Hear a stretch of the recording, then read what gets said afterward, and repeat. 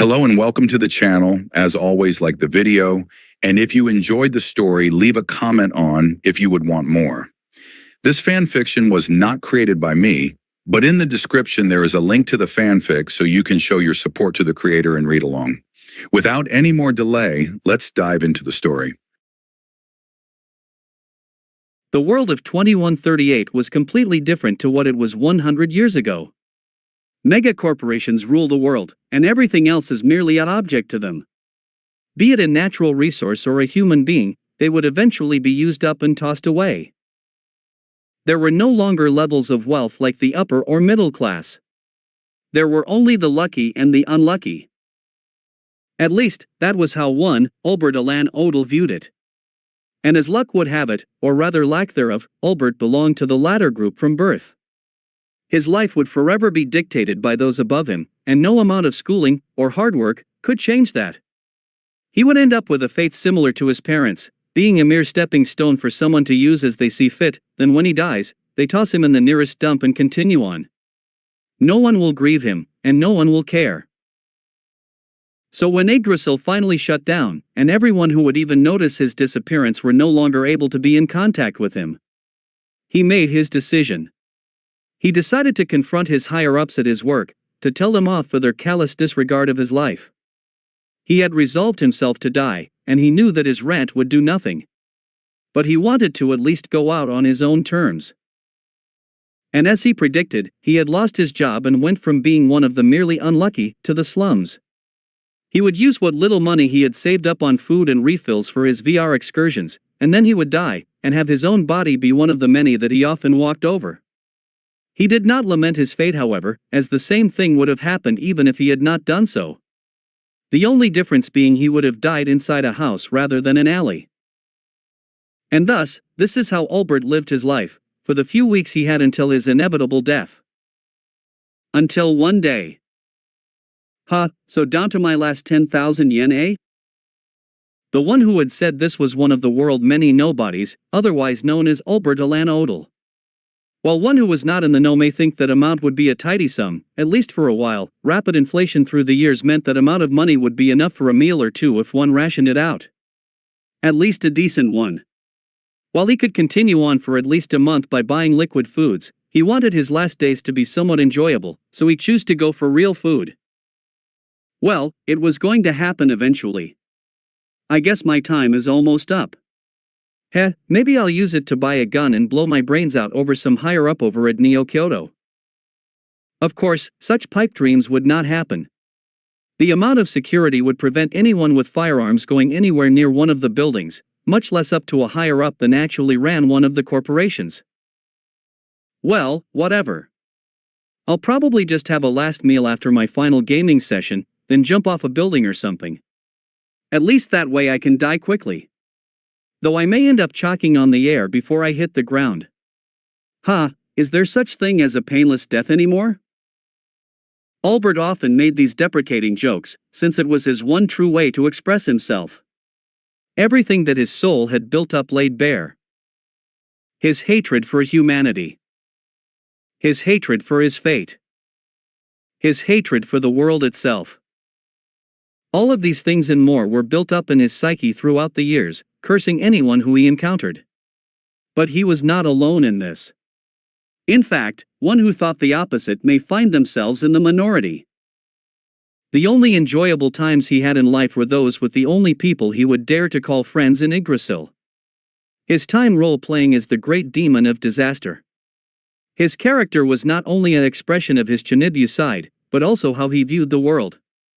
Indeed, the class, world disaster, could not be more fitting, as it both represented what he thought of the world, as well as what he wanted to do to it.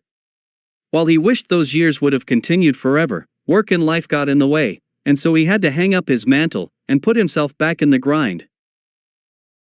So, while he would have loved nothing more than to meet up with his old friends, he no longer had that opportunity, since Yggdrasil had shut down its servers. So he turned to other games to fill the time. Though this wasn't really any real fun to him. It just beat moping. Well, what will my final game be? I could just finish that visual novel I was reading. Lo and behold, the icon for Yggdrasil was in his list of games he had preloaded. Was this just the devs' way of making an offline mode, or was it back for some final content update like they did with the mech update? Since Ulbert had no access to the news, he honestly couldn't tell. Well, I'm not one to look a gift horse in the mouth.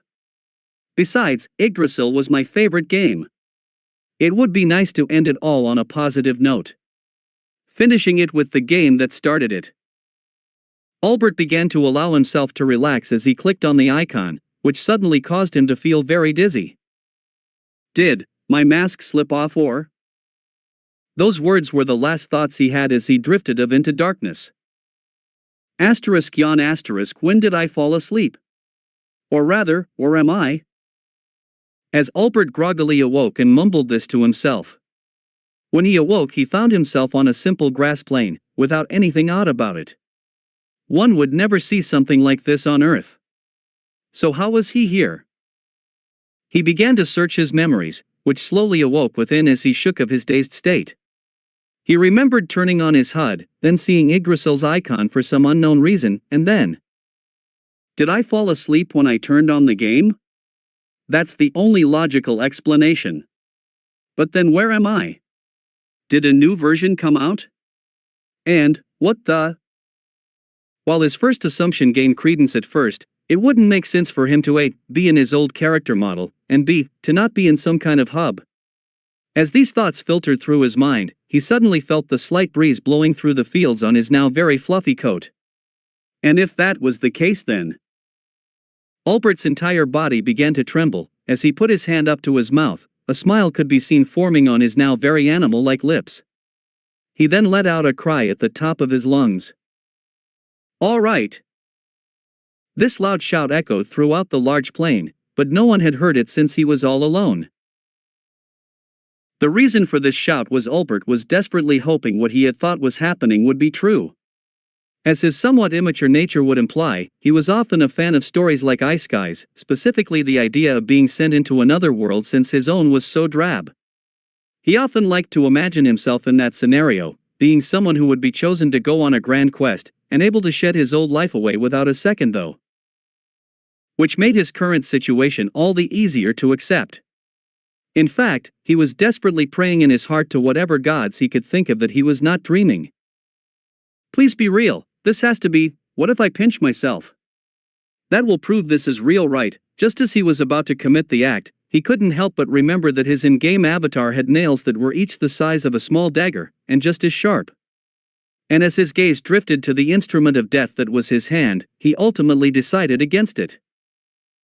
Well, seeing as I can feel everything else, I'll just assume that it is real. But if that is the case, then where am I? I don't remember any realms in Yggdrasil being this barren. When a player found a barren area in the game, it almost always just meant look harder. But nothing was ever this desolate. There would be at least some sort of hint present. But it was just grass as far as the eye could see. As he was beginning to wonder how to proceed, he saw the outline of a city under the night sky, which, while might normally be impossible, was clearly illuminated under the light of the moon. Well, with no leads, that looks like a good a place as any to figure out where the hell I am, and maybe get some gear. Without my badass ensemble, I just look like a mountain goat. Thus, his course decided, he made his way to the unknown capital. Wow, this place looks super nice, doesn't it? While he had not said that to anyone in particular, the beautiful buildings and atmosphere made him say that unconsciously. The roads were paved with form-fitting brick, and the streetlights seemed to glow from within by a magical light source, giving the place a very somber, yet calming feel. Each building was built in a different way, as though the creators wanted this place to feel unique. Though the only odd thing he found about the man-made vista was how a lot of the roofs were spherical, and featured many statues. They were aligned in no particular order, within indents in the walls. Naturally, as this was the middle of the night, people wouldn't be out and about, but he wanted to explore more of this world, as he didn't have the chance to do this sort of thing back on Earth. While it looks like information will have to wait until morning, I'm not in any hurry.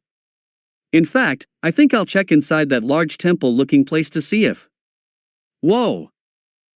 You'll do no such thing. As he saw an object moving in the sky from his peripheral, he somewhat clumsily moved out of the way. Soon enough, a loud crash was heard throughout the night, and a dust cloud was kicked up that Albert had to shake off as he tried to regain his footing from the awkward backpedal he had just performed.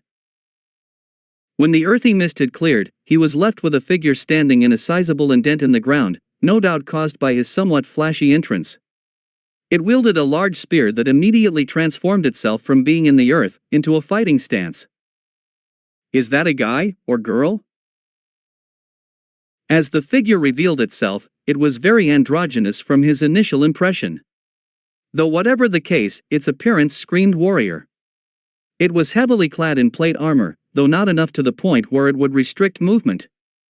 Long black hair flowed from its head, and cold eyes pierced into him, not letting it leave his view. It was obvious at a glance he was used to fighting.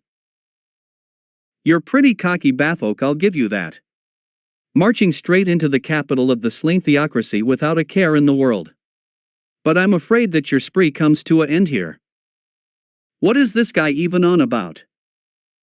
Before he was able to ponder such matters, he entered a stance that left no room for openings. Now are you going to come quietly, or do I have to dispatch you here and now? Once again a smile grew on Albert's face. But this time, for a very different reason.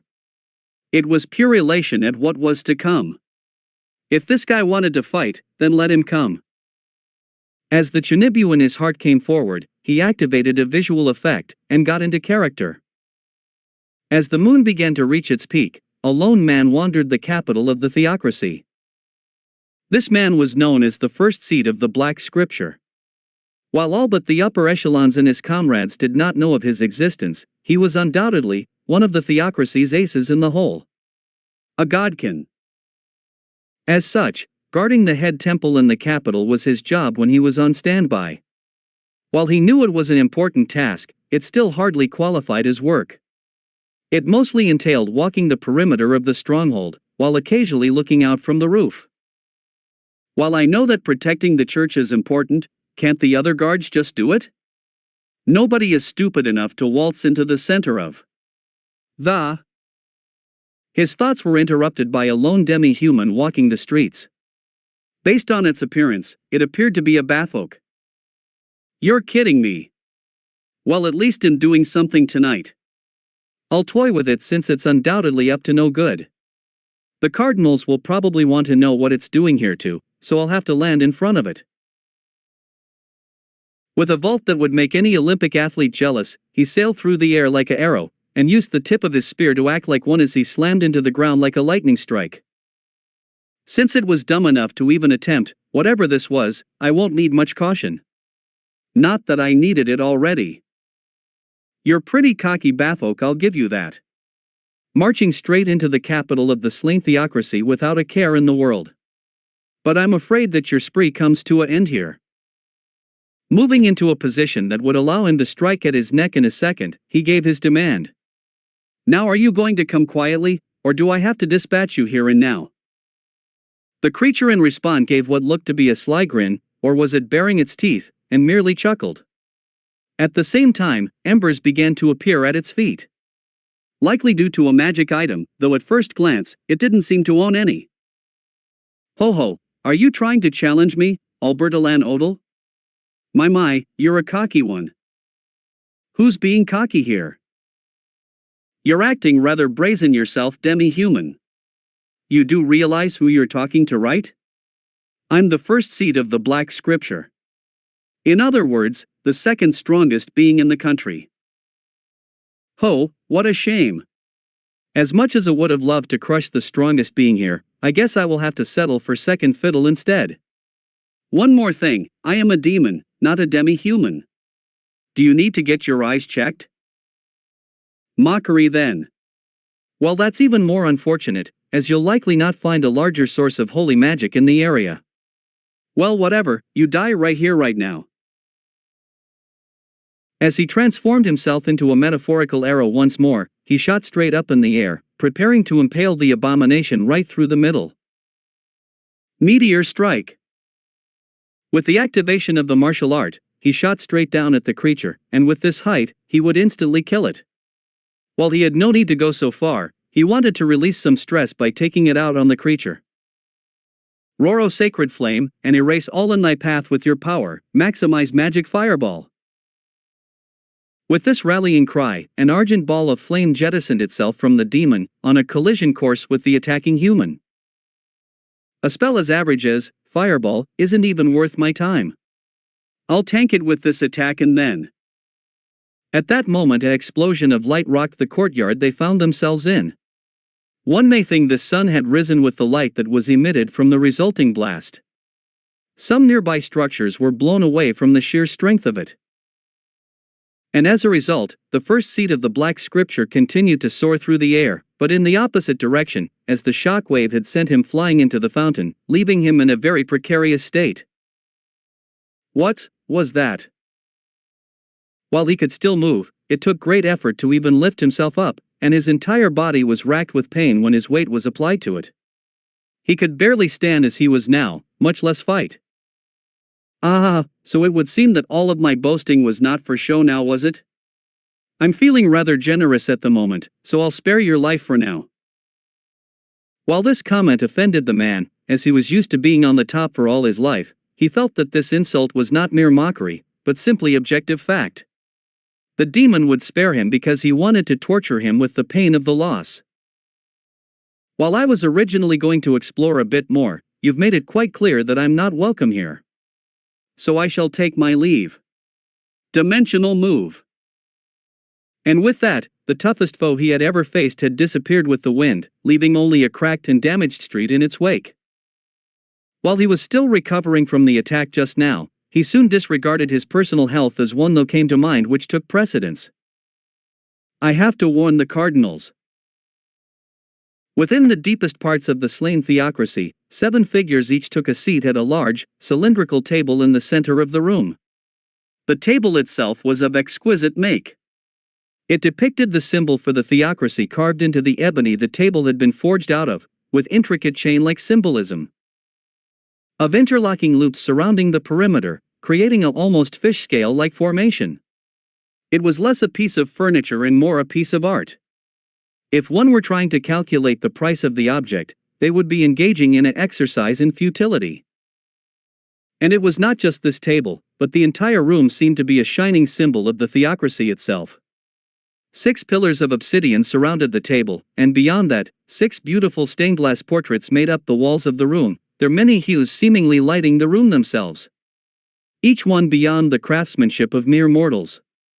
While the figures on the tapestries had no face, one could tell they were beautiful even without that fact.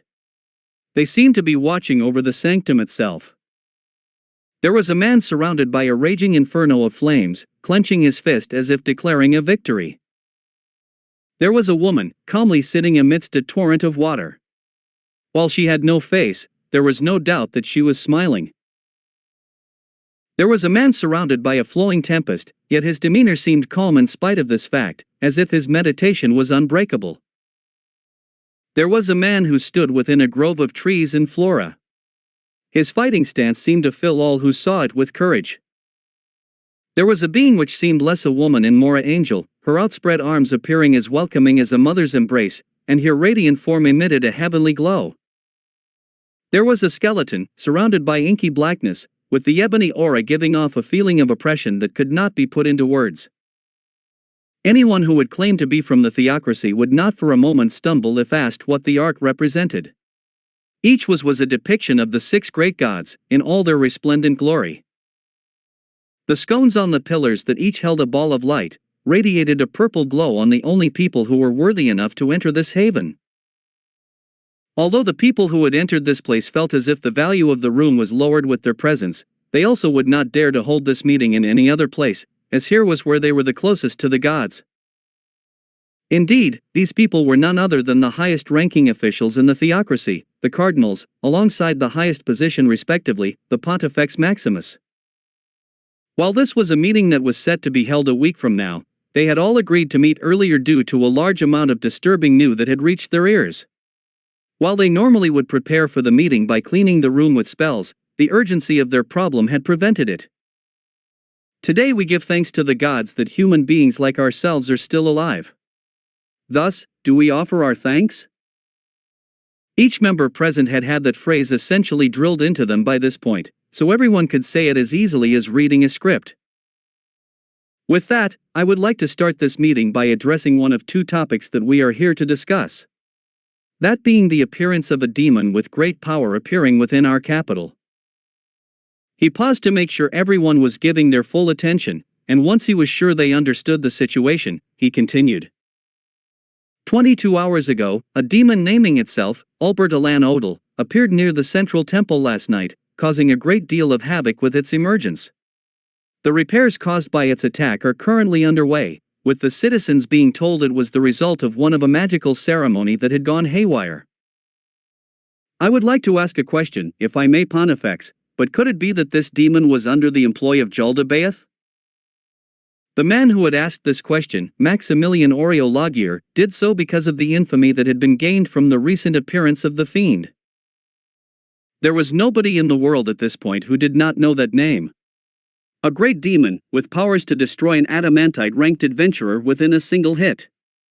His antics in the Holy Kingdom had caused the country to almost fall into ruin, however with the merciful aid of another country, they managed to stay afloat. While we cannot rule out that possibility, I feel like it is unlikely. The demon is to possess great strength, as the incident in the courtyard will show, and I feel as if that would have been known as a general in the army. However, based on its appearance, given to us by the first seat, it bears a striking resemblance to the menace known as Bafolk. Therefore it may have hidden among them during the war effort, then fled when his master was killed. I see, but based on its appearance, it may just as well be another powerful demon. Correct, but we haven't been able to figure that out yet. With the information we have, we can assume that it is a new demon, however. Please come forth, if you will. Following that sentence, a new figure emerged from under the cloak of darkness that existed near the room's entrance. The man clad in armor and appeared to be ready for battle at a moment's notice. First seat, could you please describe the demon's abilities to the other cardinals for me? As you wish, Pontifex. While I did not engage with the creature for long, it was able to cast the third tier spell, Fireball. That is hardly something to announce a meeting over. While that may be somewhat powerful, shouldn't any of the Black Scripture be able to take it out? This sentence was uttered from the Cardinal of Wind, with an almost visible amount of largesse. I would advise you listen to the full transcript, Dominic, lest I have to reprimand you over speaking in such a tone within these walls. While the man's voice was even, he could not hide the biting frost within.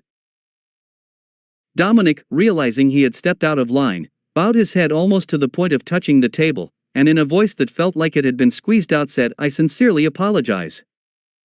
Umu, now could you please continue, first seat? At once.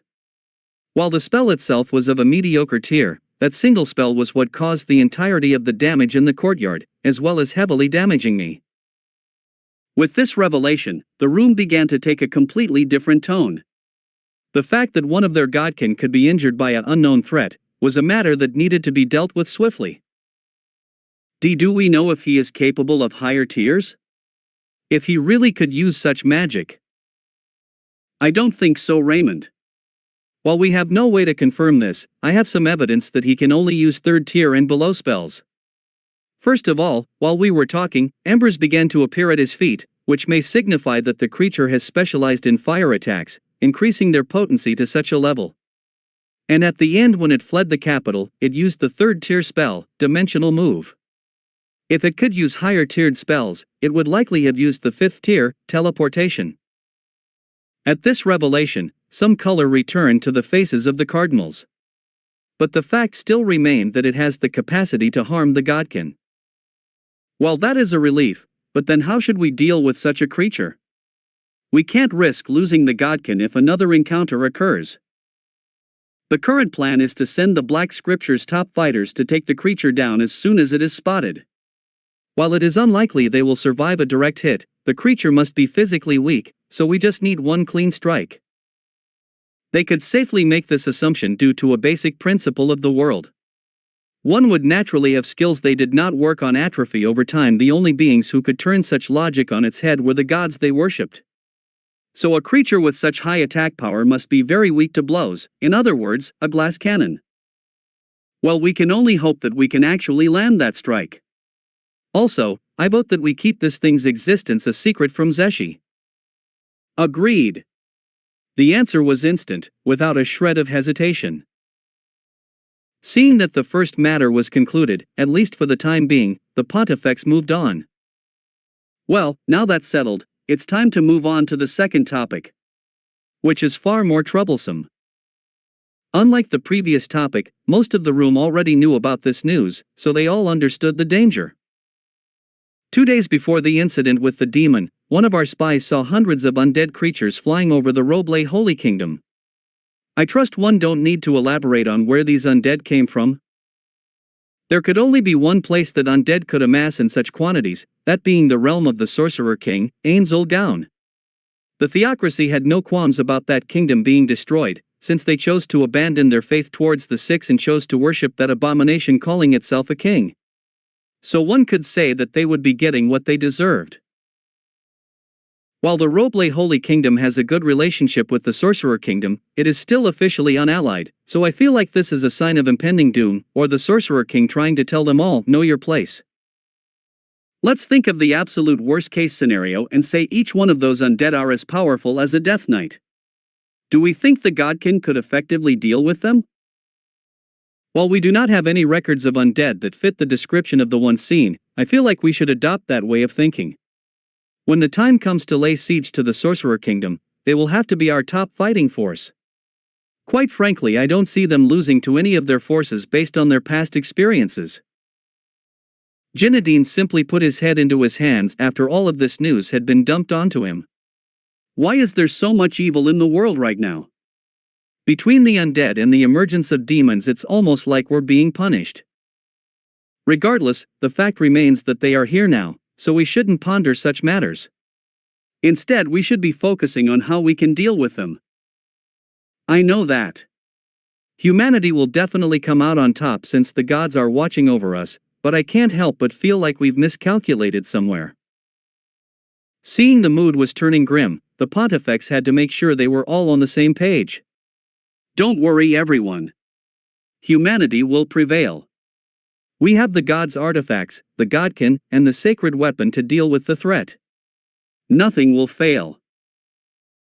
The current plan in the theocracy was to have the Godkin defeat the Sorcerer King's forces, while the adventures they had recently acquired would provide support. Then when the undead took the stage, they would use downfall of castle and country to possess it, learn its secrets, then destroy it when it had proved useful. But there is one more thing. While this was the information that the other cardinals had known about, there was one piece of info that the Pontifex had been hiding from them until now. Knowing the backlash he was about to receive, he took a deep breath and managed to drop the bomb. I have decided that in order to prevent the possibility of failure, however slight, we should request assistance from the Platinum Dragon Lord. Savon had lived his whole life as a farmhand in his parents' farm. While it wasn't an exiting life, it was necessary to provide food for the theocracy. And it wasn't as if he just acted as a recluse. He did get out from time to time, but with the emergence of things like the Sorcerer Kingdom, it was probably best to stay in relative peace. While there were dangers to living near the forest, it was outweighed by the gains that could be made from living in such a bountiful area. As a matter of fact, as the morning sun began to shed its radiance, he headed off to reap some of said gains. Anyone who could claim themselves to be a farmer would know that the best time to pick crops is in the morning. However, as he approached the field top start work for the day, the sound of rustling came from a nearby bush. Since it was all too common to have a wolf or the like to attack the farm animals, he always carried a short sword on him in case of emergencies. As he grew closer and closer, the noise seemed to amplify itself. And in response, he raised his sword arm to gain the first strike. And from out of the bush popped the head of a goat. At first he was merely dumbfounded, then after a split second realized what must have happened. Well, how did you get out of your pen, little guy? You were almost turned into my dinner for the night. Let's get you back to the stable. As he had said this, the goat head moved upward, presumably standing up. However, it had moved from the height of the man's knees, the several feet taller than himself. Faced with this startling revelation, he could do naught but stare agape at what was before him. "Greeting, human. Would you mind answering a few questions for me? If I've been keeping track of my progress correctly, then I should be about halfway there, right?" After Olbert had finished interrogating, that man he had found on the countryside, he had finally gotten some answers to some things that he had been wondering. For starters, this wasn't Yggdrasil. However, Olbert couldn't care less about that fact. The only thing that mattered to him was he was in a nice, lush world that held no constraints over him as far as he was concerned. Simply put, he was finally free to live his own life. The second was how this world was run. He had learned of the surrounding nations of the area, though based on where he now knew he was, the slain theocracy, it probably wouldn't be of much help to him. From what he had said, the slain theocracy practiced human supremacy, and all other beings were seen as lesser. That really told him all he needed to know about the country. That it was all trash. He may have been human up until a few hours ago, but even then he never liked humanity. They tend to only look out for themselves, and the rare few who can be trusted are unable to do anything because of the overwhelming amount of the former. And because of this, the farmhand's information, which would have been little to begin with, was filled with so much bias that Olbert wasn't able to get a good grasp on the nation's actual policies. He even had to resort to using the dominate spell at one point. But after a while, he had just given up, so he simply had to narrow it down from what he was given. There was the Baharuth Empire to the east, and while it was supposedly thriving, it mostly consisted of humans, so he decided against it. There was the Holy Kingdom to the east, but the name alone caused him to vehemently choose not to go. A demon would most likely not be allowed within that place. The Council State to the north seemed to be a good choice, considering that it was filled with demi-humans, but because he couldn't tell if the farmer was bad-mouthing it due to racism or evidence, he filed that excursion away into a maybe pile. While that was all of the nations that he had known living out here, there was one more that he had heard of. The Sorcerer Kingdom to the north. Supposedly it was ruled by an undead that had laid claim to the area that had previously belonged to the kingdom. And barely any information had reached the outside. While Olbert knew that it wasn't the best idea, he had 3 reasons for why he picked this kingdom. The first was because it was already in the direction of the Council State, therefore he may as well drop in to see what was actually going on. The second was if the place actually was enslaved, he could defeat the undead and gain fame for doing so. The third had to do with the sequence of events that had just transpired. From the encounter that he had with that crazy guy, he had learned that this world wasn't that strong. Granted, that man may have just been especially weak, but he had claimed to be the second strongest person in the country, so what did that mean for the rest of the world? For all he knew, magic may not exist here. He had chosen a weak spell like Fireball to test the strength of him, and used low-level spells from there on out to not draw suspicion. Regardless, he most likely had drawn the infamy of higher-ups in the country. That being the case, a kingdom where no info is spread from was the best place to go into hiding. Of course, even if things do go wrong, he could always just use his real might and turn the country to ash. It was a different matter entirely, however, if they knew reconnaissance magic. While he couldn't confirm the existence of magic, it would seem odd for a fantasy world to not have it. Thus he had to move forward in time with the assumption that they could. While it was a pain to walk through this forest, he infinitely preferred this compared to having to wear a breathing mask to prevent his lungs from becoming shriveled husk. Besides, it was nice to get a feel for what the world of the past may have been like. As he was thinking over these things, he felt something brush against the side of his neck. He wasn't sure if he imagined it or not because it was so insignificant, but whatever it was, he chose to ignore it and press onward. After taking other 7 steps, he felt the same thing on the other side. Now he was certain. Something was here. Whoever is out there, show yourself. If you don't, I will make you show up by force. As expected, nothing in the environment changed.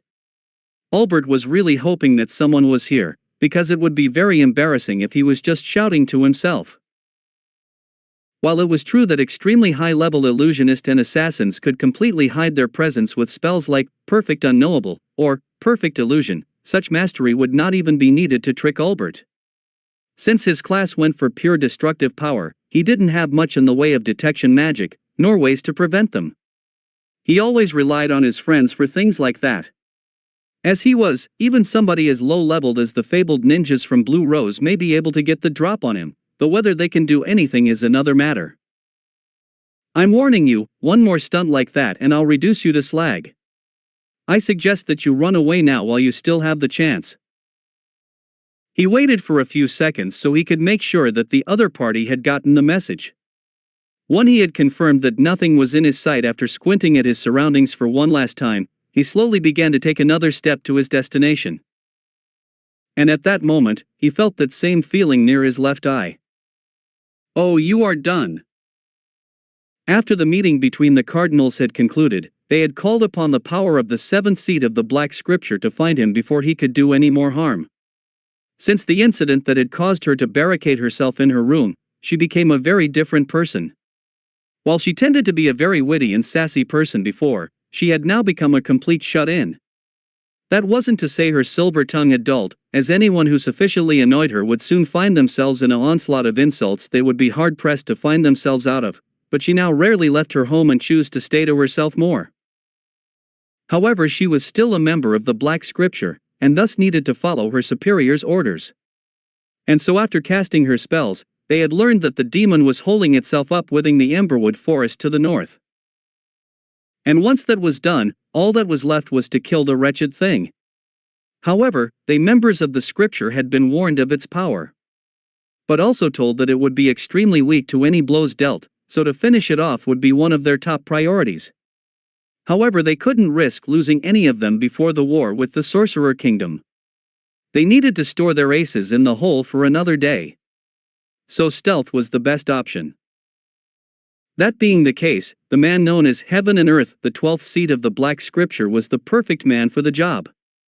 He would sneak in undetected, cleave the abomination's head clean off, then would head back to report his victory all before the sun came down. At least, that's how it should have been. However, the sight that he had just borne witness to could only leave him to say, "What the hell is going on?" Despite being told that the creature was weak to blows of any kind, every time he was about to make contact with the thing's neck, it was like an invisible force was guiding him away from it, causing him to only graze the fur. This had never happened to him in his entire life, yet the scene before him proved it was the truth. Whoever is out there, show yourself. If you don't, I will make you show up by force. While the shock of his blows missing their mark had shaken his confidence, he was at the very least safe from retaliation, as the demon had just proven that his stealth skills were still in a league of their own.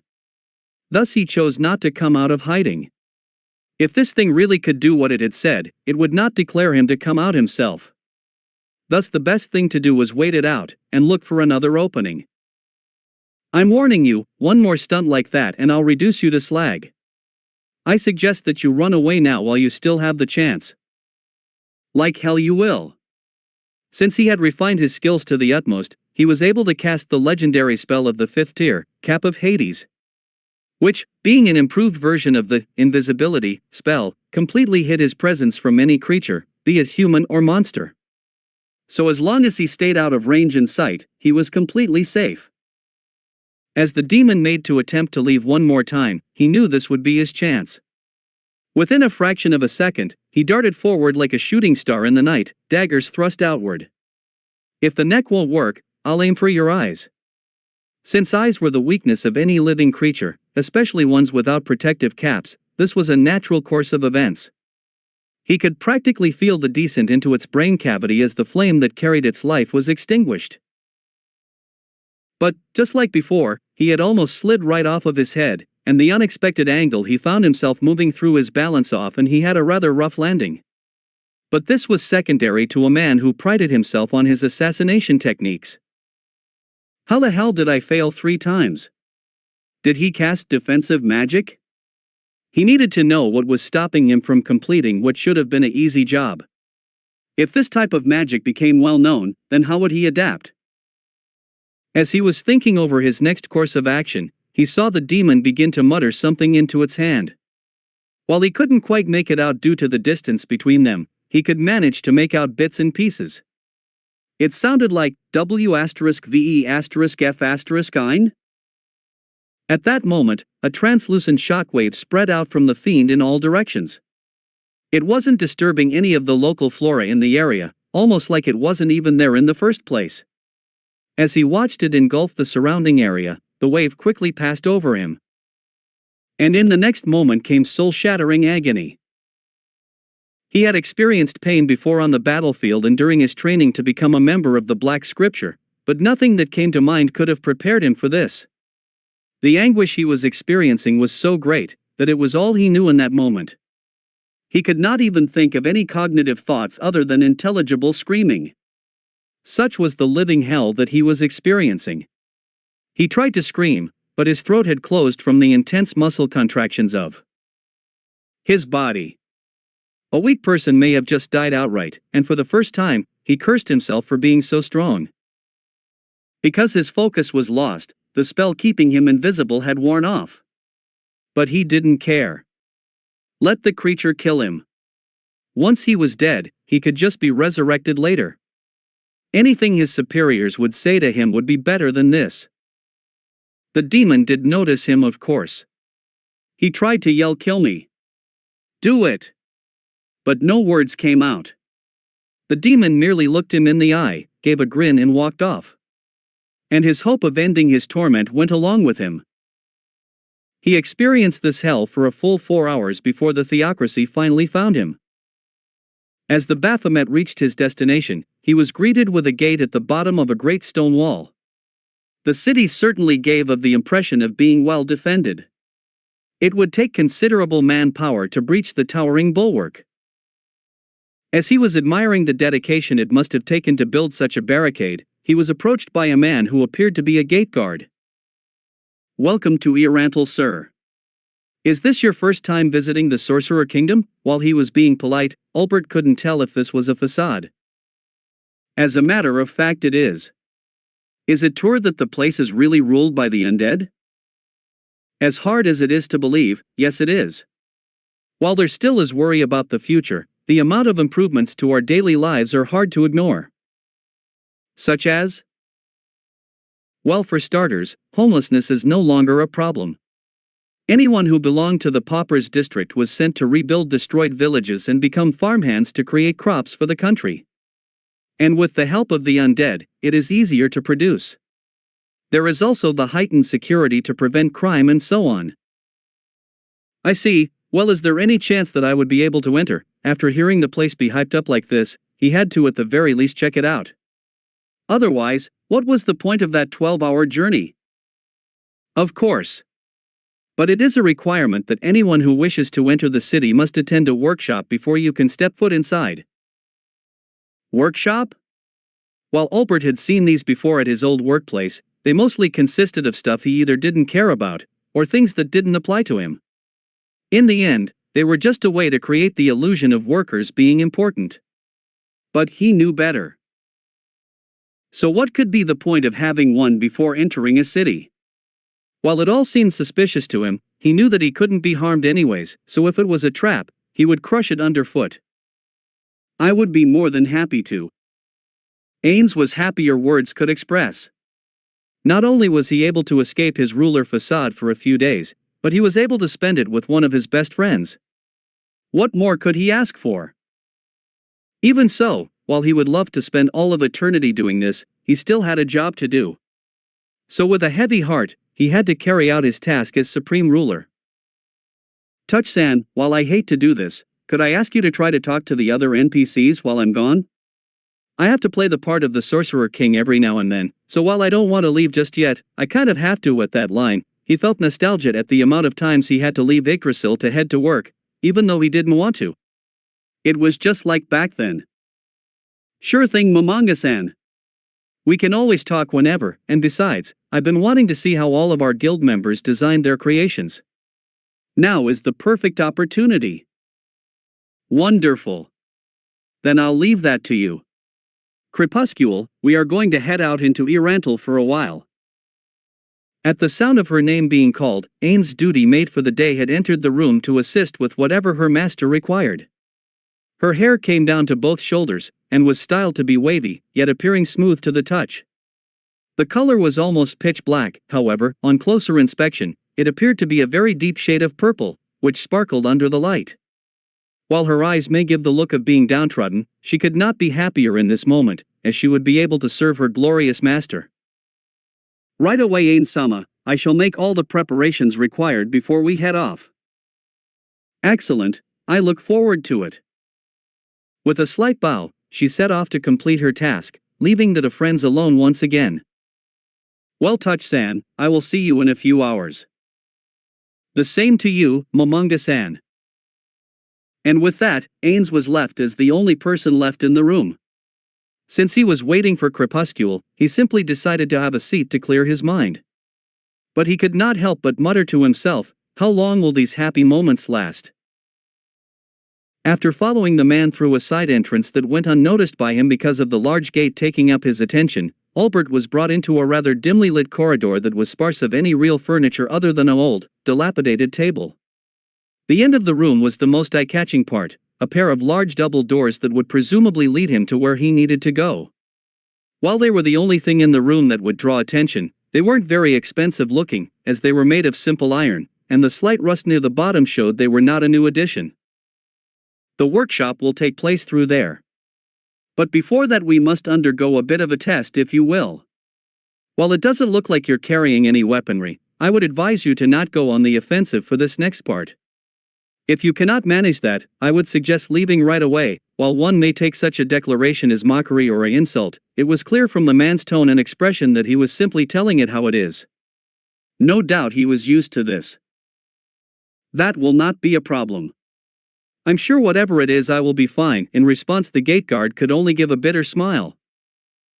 With that, everyone in the room seemed to take a few steps back, almost hugging the walls near them. And at that moment, the doors slowly creaked open. To everyone in the room, the temperature seemed to plunge. While they had been assigned this duty ever since His Majesty had taken residence in Irantal, they still never got used to this feeling. No matter how many times it was seen, they would always fear for their lives. The 2-meter-tall specter of death emerged from the room, only to stare down whoever wanted to enter, as if daring them to make a move. Its body was clad in thick, black spikes, with even thicker armor covered in tracery that could only be described as blood vessels, as if to show this creature was born to cause death. Its rotted visage peered through the cracks in its armor, with lifeless eyes that seemed to gaze into the very souls of the people present. And finally a pitch-black cape descended the length of its body, seemingly made of torn and tattered fabric. In one hand it wielded what was less a shield and more a wall. The mass of rusted metal was nearly the size of the Death Knight itself, and had it not been moved to the side, it may have obstructed the entire creature. In the other was a flamberge that appeared to be rotted, as if it was plucked from a graveyard, and yet one could tell that it had not lost its sharpness at all. A mere graze may be a mortal wound. In response to the veritable embodiment of death, Albert could only say one thing. Oh, a Death Knight. So these things are here as well? This half-hearted response brought about wide-eyed gazes from all who were present in the room, as no one who had come into the city had ever responded so calmly. But to Albert, this was only natural. In Yggdrasil, Death Knights were hardly a rare sight.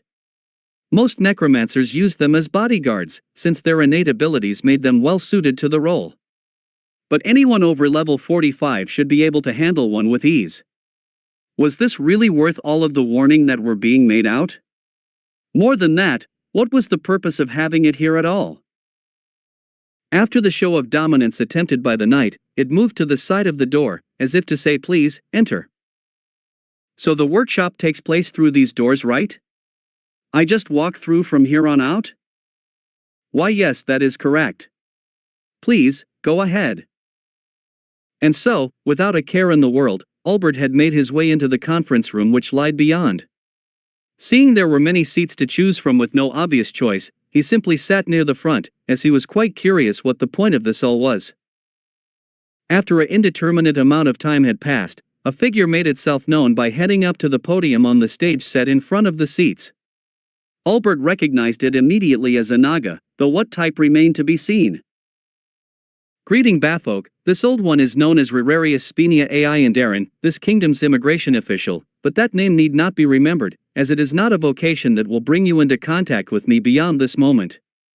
This workshop is meant as a way to familiarize the different races that enter the city, the differences between here and other countries in the world, as well as go over the rules and laws set within the kingdom.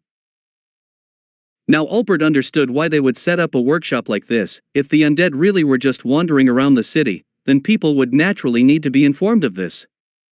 And while he disliked being referred to as a Bafolk, it would probably cause problems down the line if he kept announcing he was a demon. That may not go over too well. While the workshop had gone over basic things that any city would implement, with the exception of the undead of course, but there was a detail that caught his attention. Earlier you had mentioned not to bear arms or go on the offensive around the Death Knights, but what about magic? Would that set them off? This question served two main purposes. The first was to confirm if magic really did exist in the world. If so, then he didn't need to be as subtle with his attacks. Granted, his escapade in the forest wasn't exactly what he would call subtlety, but he needed to send a message. The second was needed so he could know if he was allowed to use his power without alerting guards in case something went wrong.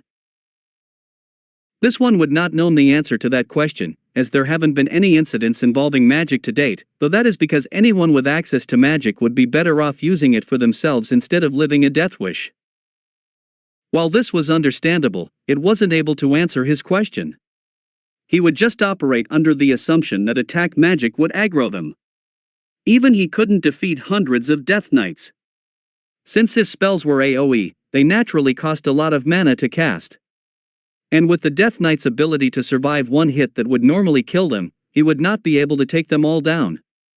So while they may not be able to hurt him, they could certainly buy time for someone who can. As he was thinking of his next course of action, Rerarius continued with his lecture.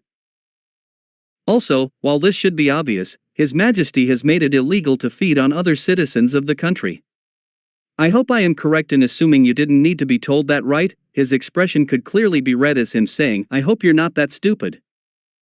Of course. I had no intention to do so in the first place. It's only natural to not commit murder on innocent people. He purposely left the words innocent in, as he would have no problem dispatching somebody's life if they were terrible a person. Maybe I could become a bounty hunter if I want to earn money? Wonderful, then that is all that this one has to say to you. If you wish to enter the city after hearing all that, then feel free to. Indeed I will. I appreciate the assistance, Rierarius.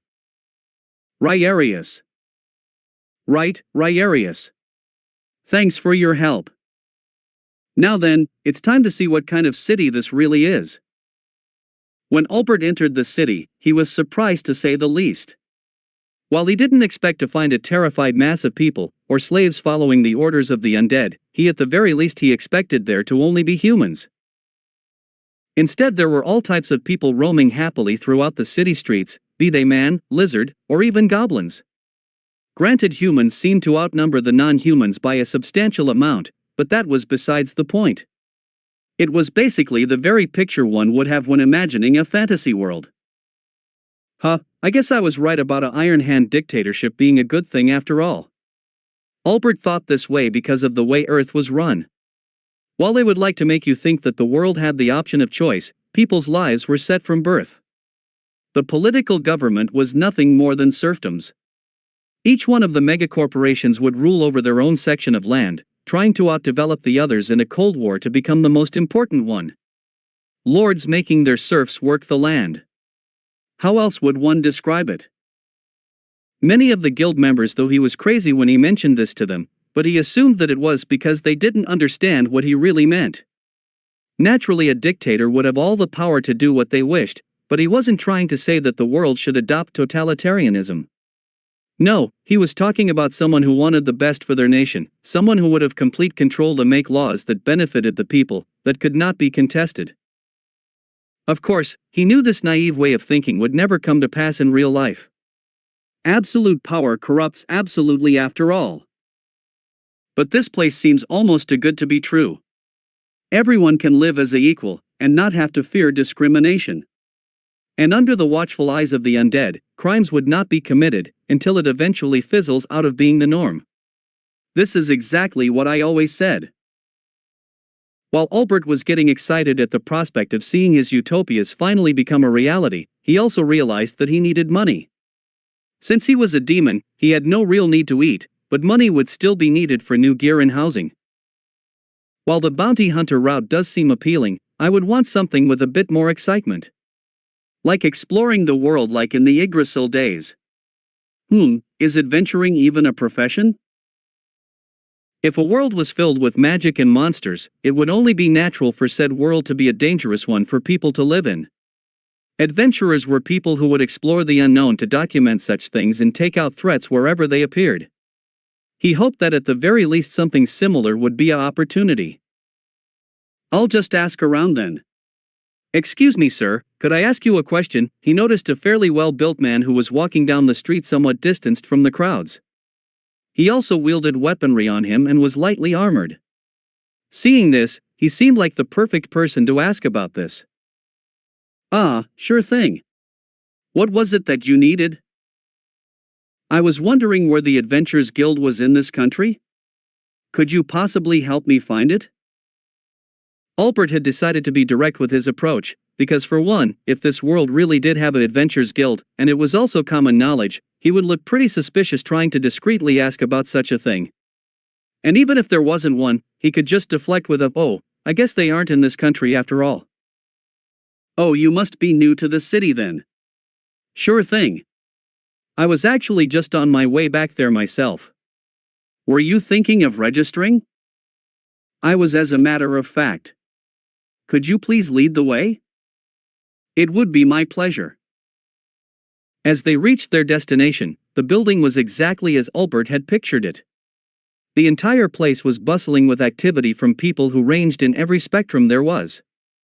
There were warriors with bulging muscles, who looked like that had seen countless battles, standing next to newbies that seemed to be deciding their next quest. A group that Albert would soon be a part of. He walked up to the desk to register his status, but he couldn't help but notice as he did that everyone in the building other than the employees were hurriedly leaving the room, or moving into separate areas of the building. While he was inclined to believe it was because in their eyes, he was a demi-human, he didn't think that was all there was to it, since there were several inhuman species in the room at the time. In the end, around 80% of the room's previous occupants had left. "Excuse me, miss, why is everyone leaving so quickly?" "Oh, that. Well, His Majesty is scheduled to come in today, and word had gotten out that he was already nearby, so most people like to clear the area since they aren't used to him yet. Even I still get scared when he approaches, even though I see him more often than most." "I see. Well, that's good for me since I was going to register as an adventurer today. Less of a line for me to deal with, hee." The receptionist gave him quite a shocked look before giving a smile in his direction. "Well, you don't look like you're scared at all. I can see why adventuring may be a good career path for you. Well, if you want to register, you will have to fill out this form. Once that is done, we can register you as a copperplate and you can immediately set off." "Excellent." After receiving the paperwork that would no doubt be a pain to fill out, he sat himself into a corner of the room and began to write. "Ainz-sama, may I ask why we are going to the Adventurers Guild? I was certain that the master of that place was sufficiently under your thumb due to your incomparable charisma." Crepuscule had asked this because of her limited understanding of his goals that she overheard through the other maids. From her understanding, her lord wished to incorporate the Adventurers Guild into the Sorcerer Kingdom for his plans to fully take effect. Though she did not know what they were, they must surely be important if Ainz-sama had thought of them. And if Demiurge, the most brilliant mind in Nazareth, could not figure them out, what hope did she have? "I wish to see how my plans are developing with the Adventurers Guild. The labyrinth we are constructing is set to be finished in a few days, so I want to hear from Ainz how adventurers have adjusted to the new implementations I have added." If Ainz-sama thought of those ideas, then there can be no doubt that they would succeed. Why, yes, quite. While she did not mean to, those words suddenly filled Ainz with gut-cramping stress. Unlike with the internal affairs of the kingdom, those ideas were not made by Albedo, but by Ainz himself. How would the NPCs react if his plan had failed? How would he even begin to explain that to them? It would be hard to spin it into a victory, because he had put forth effort in trying to get them to his side, so why would he suddenly make them unhappy? While he tried to calm himself down by saying that he had made those ideas after adventuring himself and coming to understand the mindset of an adventurer, the fact that he was the one that made the plans was what gave him such worry. Well, we're almost there, so there is no need to think about things like that. It should be only a few minutes away. He was beginning to enjoy taking these walks through the city. While the streets were still quite barren compared to the times when he adopted the persona of Mammon, it wasn't like the street was completely empty anymore. There were a brave few souls who mustered up the courage to walk past him, and that could only tell him that he was slowly becoming more liked by the general public. At least he hoped that was the case. Well, I suppose things like this take time. If even Albedo said that it could take 5 years without the help of Mammon, then it can't be helped. Still, at least I'm not in a ghost town anymore. Though those people must be truly brave to walk past me. As he continued the drab exposition in his head, he noticed that he had reached his destination, the Adventurers Guild. While he knew that this place was usually quite busy, it seemed to be rather empty whenever he visited. Was he just not picking a good time, or? Well, not that I mind. Less the witnesses to this sort of thing the better. As he entered the building, the receptionist immediately recognized him and signaled that she would be getting the guildmaster. Or rather, if she hadn't recognized him, one would be led to worry about her mental state. After a minute or two, Ainz exited the back room and respectfully bowed to Ainz. Your Majesty, it is great to see you again. You as well, Ainz. I trust that you've been enjoying that gift I gave you? The gift in question was a weapon from Yggdrasil that he had given him for his loyalty. He had heard that Ainz had gone out adventuring quite a few times since his new policies had taken effect, so it was only natural to ask him about such a thing. Indeed, Your Majesty, that sword has saved my life more times than I can count. Truly, it is a masterwork of a blade. May I ask where you acquired such an item? I had found it in a ruin long ago. But we're getting off topic. Truth be told, that wasn't a complete lie. The item was found in a random ruin back in Yggdrasil in a chest he had found. But that was back in the days of Nine's own goal, so it wasn't the strongest item in the world. Therefore, he could safely give it to him without worry. Of course, forgive me, Your Majesty. May I know what has interested you today to enter my humble guild once more? Ah yes, I simply wish to confirm how things are going in the guild ever since I have assimilated it into my nation. Are there things that need changing, or is everyone satisfied with what has changed? Truly, Your Majesty is kind beyond words. Ever since the new policies have been adapted, things have been busier than ever. I truly cannot express my gratitude that the pipe dream many have when they are young, myself included, is finally able to be accomplished. Marvelous, I am truly glad to hear that. Then one more thing while I am present. Is it? As he was about to go on to his next point, he had felt a slight tug at his robe from behind him which interrupted his train of thought. The source of the action was none other than his duty maid. The NPCs have never interrupted me before. What could have caused her to do such a thing? While he could have kept up his image as a king by telling her to wait, he was truthfully so curious at this display that he could not help but want to know what was wrong. What is it, Crepuscule? Has something gone wrong? I truly am sorry for interrupting you, Ainz-sama, but if I may be so bold, is the person over there not Albert Alan Odell-sama? His head snapped to the direction she was pointing to in the blink of an eye. And sure enough, there was a familiar goat-legged fellow that was occupying a seat in the corner of the room.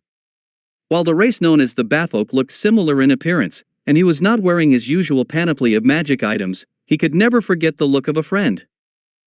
Albert-san, is that you? The demon looked up for a moment, very confused at who could have said that, which basically was proof in of itself that this was indeed his friend. However, as soon as he saw the undead magic caster, his face instantly shifted to one of surprise. Mamanga-san! What are you doing here? He immediately dropped whatever he was doing and came over to greet his friend face to face. This, naturally, drew the gazes of the many slack-jawed people in the room who could not even believe what was happening before their eyes. I could ask you the same, Albert-san.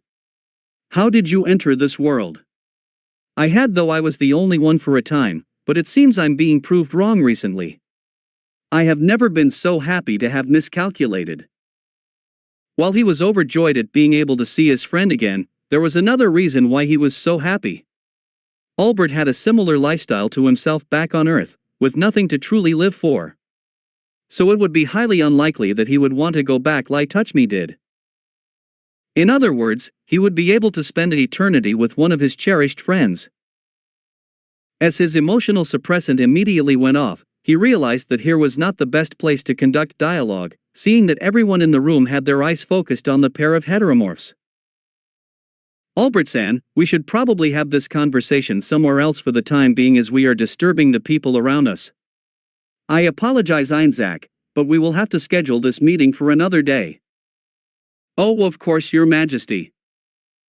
And with that, he had contacted Intoma to let down the barrier, and opened a gate to head to Nazarick, leaving a room filled with wide-eyed people, who could only think, what the hell just happened?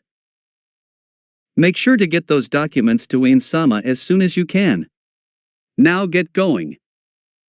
Deep within the heart of the great tomb of Nazarick's 7th floor, was the floor guardian of the area, Demiurge. His great master had bestowed upon him the privilege to sign off on the policies for the newly gained piece of land in their culling they had recently committed. He was not as fast as, say, Albedo would be, as this was one of her specialties, and his master could somehow glance at a document and then stamp it, as if he immediately knew what it was and how it would help them. He was always awed every time he saw that. But as he had been attempting to strengthen his master's great nation, he had noticed some things among the pile of documents. They were some of his and Albedo's and his own suggestions, as well as things that he had sent out to gain permission to use some of the resources of Nazarick to further his plan.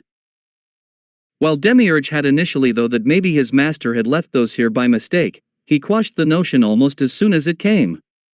His lord simply cannot make mistakes, he is perfect in every way. Which could only mean that he had left those papers here on purpose for Demiurge to find.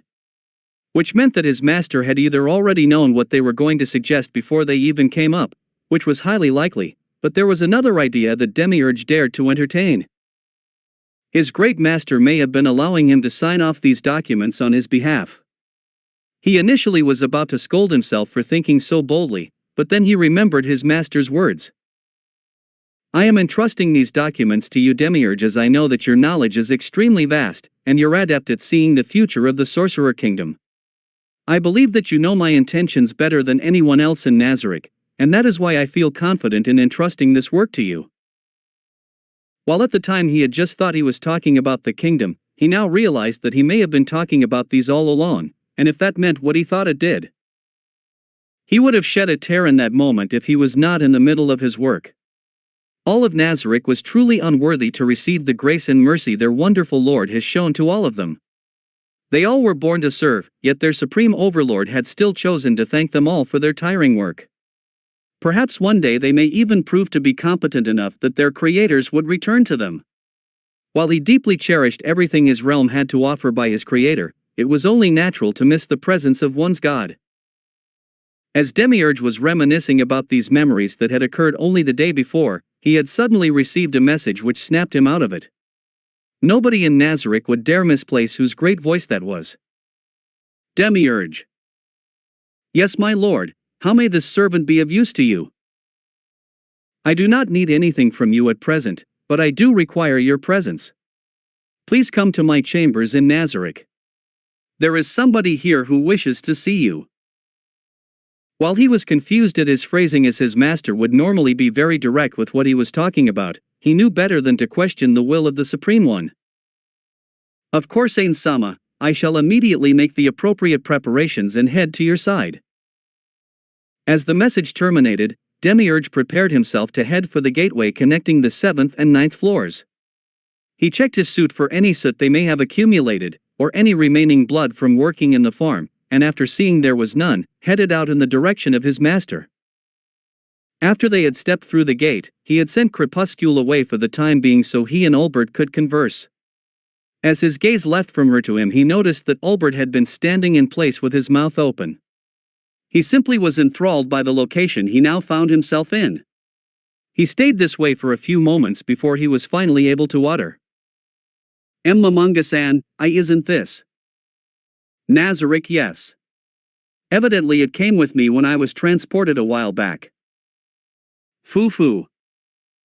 While he didn't know why his friend was laughing to himself, if he had to guess, it was because he found it funny going from the bottom of society to straight to the top.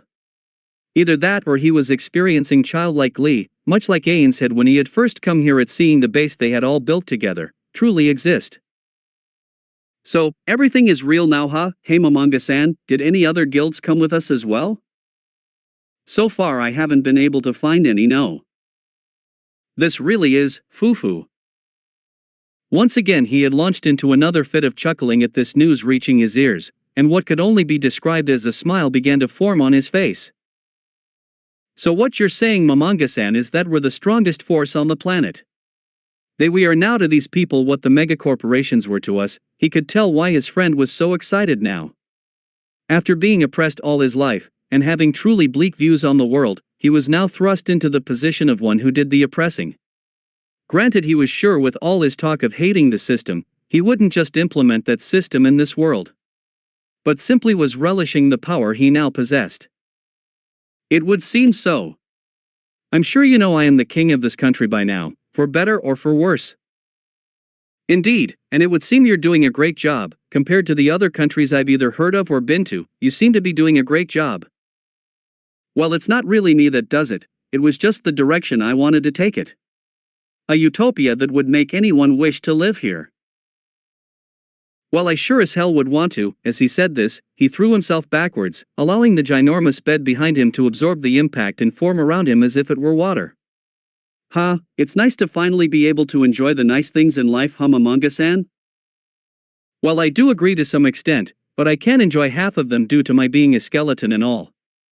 Plus it honestly feels way too gaudy for my taste since I just lived in a shoddy apartment. Maybe, but I would take a bit gaudy over dilapidated any day. Albert simply closed his eyes and descended even further into the cloud-like fabric. While Ainz was about to say you have your own bed, you know, he decided to hold his non-existent tongue for the sake of letting his friend enjoy himself. Now I really am glad that we spent so much time into building this place.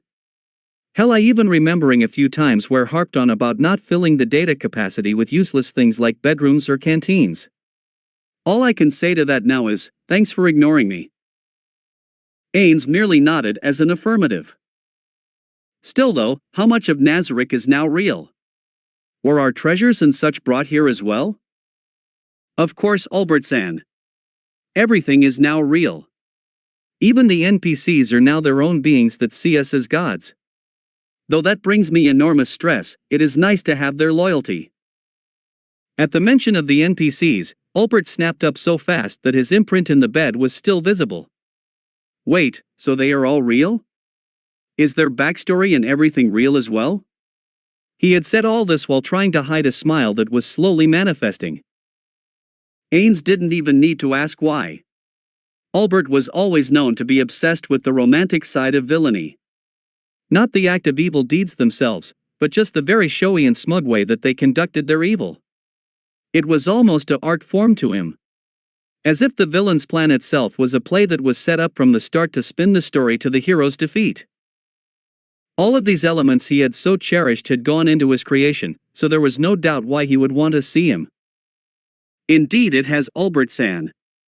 Not only that, but they've adopted personality traits from their creators. They're all basically the children of our friends. What is Demiurge like? He had already guessed this question was about to come up, so he had already prepared an answer. I would not be able to have created this world without him. His intelligence is truly astonishing, and he is unexpectedly quite a gentle person to those in Nazarick. Yet he seems to believe that we're always like 200 steps ahead of whatever he has thought of, and will often act coy because of that. And because I know why you asked, yes, he is quite the evil mastermind. Well, where is he now? I would love to actually meet him face to face. Ainz could not help but smile after seeing his friend so happy. Of course, his face did not change.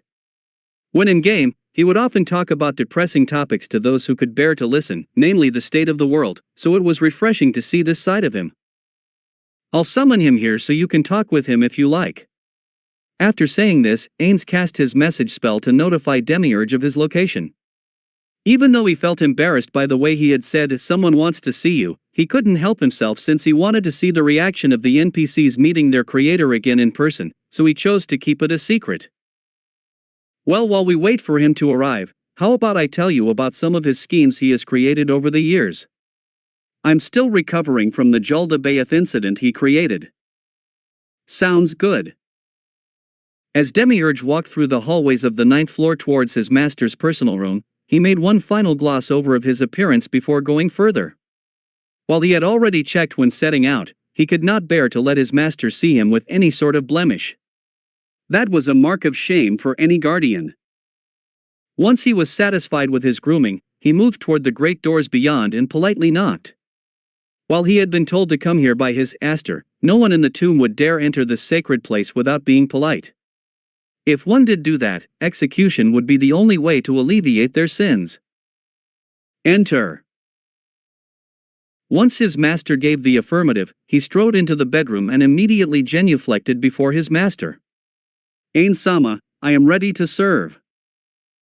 Stop that, I already said before you had come here that I didn't have anything for you to do for me, but rather someone I wanted you to see. Though I must thank you for heeding my call. Of course, Ainz-sama. As one of your esteemed guardians, we would not dare do anything else, as it was what we were made to do. Please, there is no need to thank us. While I still have reservations about that way of thinking, I'll at least honor it for now. You are too kind. Now, if I may, who was it that I was meant to see? Demiurge was truly curious at this question, and he had been trying to guess who it was all the way here. But he gave up after remembering that trying to catch up to his great master was a truly pointless endeavor. But that won't stop him from trying to be at a level where he can at least assist them. Wow, he's exactly as I imagined him. As he waited for his master's answer, an unfamiliar voice came from another section of the room. It sounded so familiar, yet completely unknown to him. Though his great master had not granted him leave to, he raised his head to see who the entity was, since it was extremely likely this was who he had wanted him to meet. As his gaze met the being who had said that, his entire body seemed to freeze up. He was no longer able to articulate words, much less move. Though even if given the choice, he would still choose not to move, either for fear that what he was seeing would vanish, or because this is what he wanted to be seeing. Before him stood his exalted creator, the demon of disaster, Albert Alan Odell. It's been a while, Demiurge. I've heard you've been up to all sorts of plans while I was gone. Truly, I am impressed. While it took everything it had in Demiurge to withhold his tears after seeing his creator, he could not contain himself anymore when the first words spoken to him were words of praise for his loyalty and handwork. Two glistening streams made their way down his face, but he didn't care. He didn't have the presence of mind to wipe them away. My lord. I truly cannot express how much it pleases me to hear your kind words. While he knew it was disgraceful, he had to force out a thank you with all the effort he could muster. If he could not even do that, then what good was he? Indeed, Demiurge, from what I've heard, you have helped Momonga-san a great deal during his reign over the world. It would seem that you have turned out exactly as I had envisioned you. He was filled with so much happiness that he could only nod. Not only was his creator praising him to this extent, but it also meant that Ainz-sama was pleased with his loyalty, and had said so to Albert. What did he do to deserve such a merciful ruler? Well, since I know that you want to learn more about each other, I will take my leave for now. Come meet me in the throne room when you're done, Albert-san. After that we can get your old equipment. Sure thing, Momonga-san. But before you go, can I ask you a question? Have any other guild members come here as well? Well, you see. As he was about to continue with his statement, the door to the room suddenly opened, revealing a paladin of pure white. Hey Momonga-san, I had heard from one of Demiurge's underlings that you had called him to you, so I came to. As both parties became aware of each other's presence, Demiurge suddenly broke out in goosebumps from the sudden shift in the air coming from his master. You. Ainz could already tell what was about to happen the moment those two met. He had known them both long enough to know their feeling for each other were less than ideal. The main reason for that being the disparity between their lives back on Earth. He knew that if he left them to their own devices, things would spiral out of control fast. So he had to be the one to break the ice. Ah. Albert-san, as you can see, Touch-san has also come to the new world. He arrived only a few days ago. Same as you. Oh, so you came here to Albert-san. It is good to see you again. You too. While the tone of voice was not exactly rude as they didn't outright hate each other, it was very monotone. If one were to describe it, it would be similar to the tone one would take getting a present that they had no use for. The room took an awkward air, as nobody knew what to say next to disperse it. The best thing Ainz could think of was to end things there, but he also wanted to talk with his companions, but even he knew it wouldn't go the way he wanted. Well, anyways, Touch-san, I was just about to leave Albert-san to talk with Demiurge, as I did with you and Seabass. Let's head to the throne room for now and discuss some ways to find out if it's possible to go back. Yeah, that sounds good. Nice seeing you again, Albert-san. As they turned to leave, Albert's voice had stopped both of them in their tracks before they had a chance to move. What do you mean, go back? Well, I still have my family back on Earth, so I really can't stay in Nazarick forever, so I'm going to be working with Mamanga-san to find a way to return. Demiurge, who had been listening all this while, was shocked to hear the Supreme Ones may not be staying with them as their lord had. Ainz had noticed this after seeing Demiurge's reaction, and though to himself I need to inform all of the Guardians at one point that Touch-san won't be staying forever. It would be better for them to know sooner rather than later. However, what was said next completely threw him out of his thoughts. You really are a selfish bastard. Unlike his previous tone, this one practically dripped with venom. What was that? You know, not everyone was as well off as you, Touch. For people like Mamanga-san and I, leaving Nazarick would be making life terrible for both of us, yet you choose to step in and choose this path because of you and your damn family. While Demiurge was somewhat happy to hear that his creator was not planning on leaving, he was certainly the only one in the room that felt that way. Listen here, you son of a bitch, if you think you can just talk that way and get away with it, you are dead wrong. Say that again. I dare you. While most people would have backed off at this point after realizing they went too far, Albert was not most people. In fact, it seemed like he hadn't said enough. Well, let's see, for starters. Hold on. Ainz, who realized the storm that was about to be unleashed, stepped in before things could get any worse. Albert-san, I know how you feel, but nobody said we have to go with Touch-san. He simply has other matters that are important to him. While we may not have that, it is important to take his view into account. After a few long seconds had passed, Albert simply sighed to himself and gave a defeated look. You're right, Mamanga-san, I went too far. But Touch-san should have been more careful with his words. Sensing that he was about to criticize him for his attempt to throw the blame his way, Ainz quickly gave a gesture that seemed to say, just let it go. After another long period of silence, Touch-me simply sighed. Come on, Mamanga-san, let's go for now and let him get back to his business. And with that, the two left the room before anything else could happen to worsen the already tense atmosphere, leaving both of the demons alone to continue with their conversation. As they were walking, Touch-me couldn't help but rant about what had just happened, or rather, it would be weird if he didn't bring it up at all. I can never stand that guy sometimes. He always escalates things to such a degree without knowing the facts yet. It's infuriating. I do understand where you're coming from, Touch-san, but you have to remember you and him come from very different worlds. Granted, that's no excuse for what he said, but people like him just have bad experiences with people in general. While Ainz wasn't exactly poor, he still was under the thumb of those higher than him, so he knew what people could be like at times. But he still had Yggdrasil, and was able to forget about most of that once he logged in. Albert, however, was even lower than he was in the social ladder. While most already knew the state the world was in, Albert was one of those who couldn't lose himself in other hobbies because he had so many bad experiences, and thus would bring his rage wherever he went. Not to say he was never happy, but he rarely would become truly absorbed in a game. I know Mamanga-san, but it's still just ridiculous. I try to cut him some slack, yet and he always goes too far. It's like he looks for weakness and preys on it or something. While that line reminded him somewhat of Demiurge's personality, he felt like the conversations was bashing Albert too much for his taste. Well, we should probably stop talking about this. We'll probably be here for a long time, so we shouldn't be at each other's throats. As always, you're right, Mamanga-san. Though after that, I'm not in the mood to start thinking of ways that we could get out of here. Yeah, we may want to postpone that. Ainz was beginning to realize that even if they had tried to think of a way, they had no information on how they arrived in the first place. While they probably would have gone to areas that may be of note, nothing they had encountered had shown too much Yggdrasil influence, at least, none that were obvious.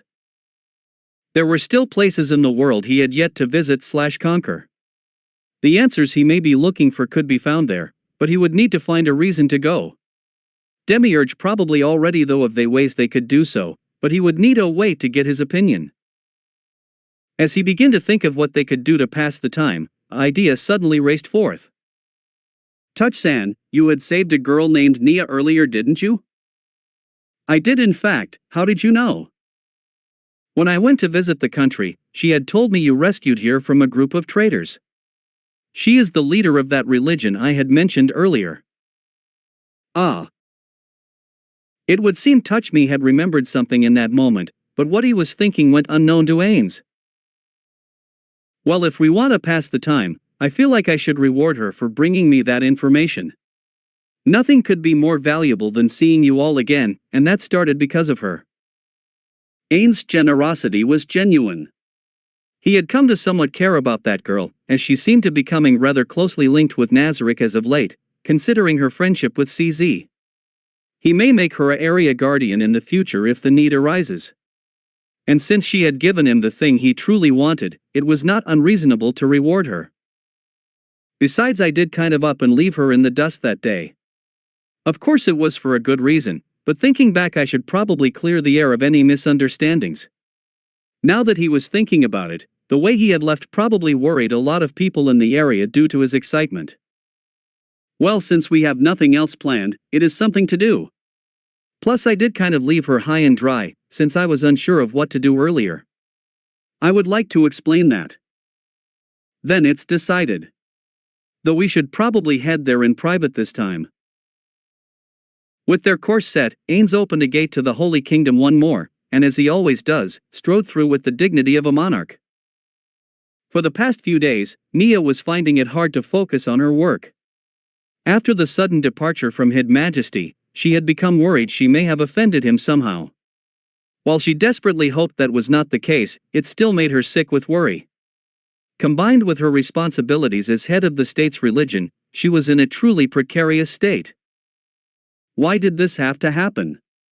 My tummy hurts from just thinking about it. What if he asked me to atone with my life? While she would have no problem dying for his honor, she didn't want that to happen from her being the one doing the dishonoring. This was the source of most of her stress. While I don't think he's such a kind man would do that, I should probably prepare myself just in case. While she didn't know when he may return to the Holy Kingdom, she had been holding on to the staff he had dropped for safekeeping for his return. While it didn't look very extravagant, knowing it had been in the possession of the Sorcerer King must mean it was extremely powerful. She was feeling a similar amount of stress to when she had first received the bow from him. Having to care for such a valuable item was a third source of stress for her, and all of these factors had led her into getting a stress-induced ulcer. Still, I hope he comes to visit us soon so I can have him take this back. As if waiting for that moment, a sparkling multicolored abyss was created before her eyes. It seemed to go on forever, yet remaining paper-thin. While she was initially worried, she would have to assume that this was a product of His Majesty's power, since he was the only being who came to mind who could possess such might.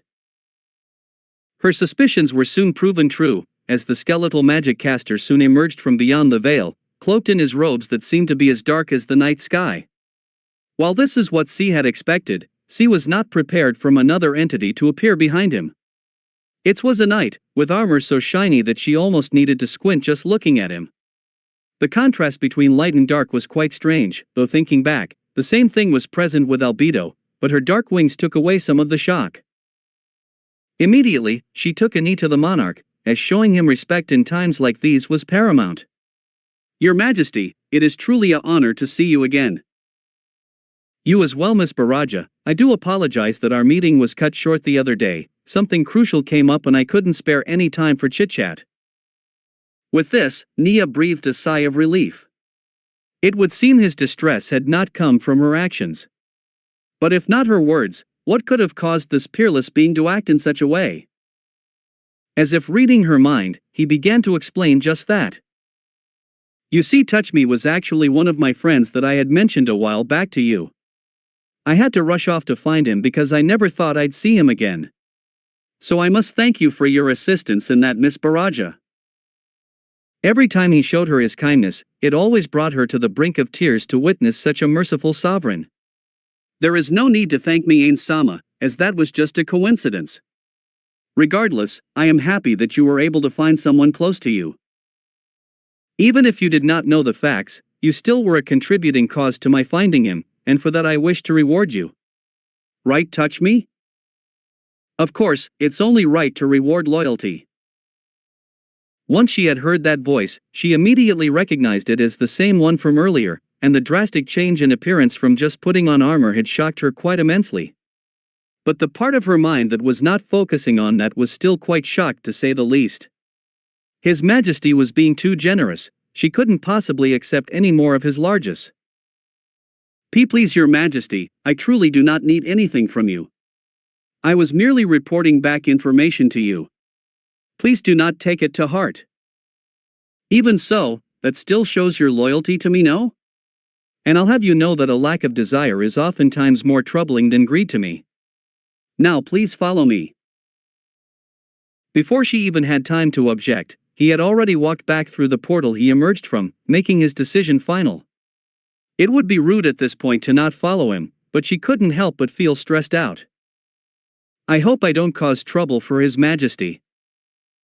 And with that, she walked through the thin film of magic, and into a land completely unknown to her. That's it for today. Remember to show your support to the creator of this story if you enjoyed it. If you would like more parts of the story to be uploaded, leave a comment and subscribe to get notified when the story continues. Bye-bye for now, and I hope that you all have a wonderful rest of your day.